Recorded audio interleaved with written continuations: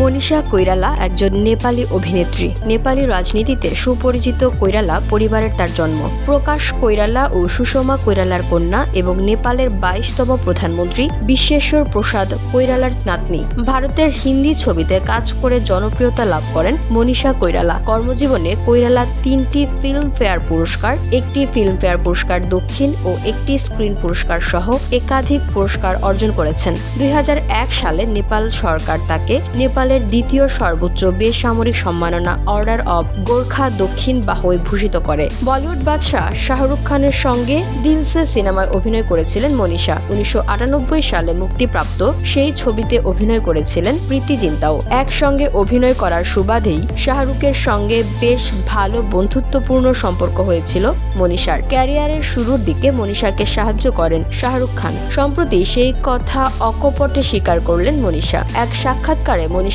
কৈরালা বলেন, শাহরুখ প্রথম দিন থেকেই আমার ভীষণ ভালো বন্ধু। আমার মনে আছে তখন শাহরুখ থাকতো মাউন্ট ম্যারি অ্যাপার্টমেন্টে। আমরা সবাই শাহরুখের ফ্ল্যাটে যেতাম এবং গল্পগুজব করতাম। আমি শাহরুখের 2 বছর আগে মুম্বাই এসেছিলাম, কিন্তু প্রথম দিন থেকেই আমাদের মধ্যে খুব ভালো সম্পর্ক তৈরি হয়েছিল। মনীষা আরো বলেন, মুম্বাইয়ে ফ্ল্যাট কেনার পরামর্শ আমাকে শাহরুখই দিয়েছিল। ও বলতো, যেহেতু আমরা মুম্বাইয়ের বাইরে থেকে এসেছি, তাই মুম্বাইতে একটি ফ্ল্যাট থাকলে কাজ করতে সুবিধা হবে। শুধু মনীষা কৈরালাকেই নয়, শাহরুখ খান তার প্রত্যেক বন্ধুকেই এভাবে প্রতিটি পদে সাহায্য করেছেন, বুঝিয়েছেন স্বপ্ন কিভাবে দেখতে হয়। স্বপ্ন যদি বড় হয় তাহলে আপনার জীবনেও ঠিক সেইভাবে বড় হবে। শাহরুখের এই দৃষ্টিভঙ্গির কারণে তিনি এতটা জনপ্রিয়।